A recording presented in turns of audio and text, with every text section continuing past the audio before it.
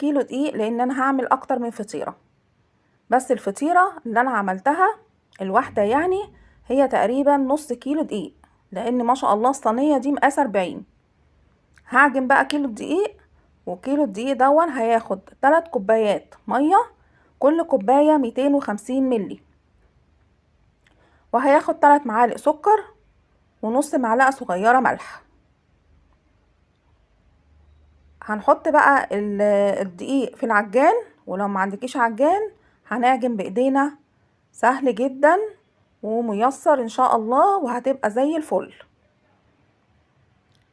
هدوب بقى السكر في المية، علشان السكر الحبيبات ساعات كده بيبقى تحت ايدك وانت بتفردي الفطيرة، بيبقى كده خشن، فبيبقى حاجة مش ظريفة وممكن تتقطع الفطيرة منك.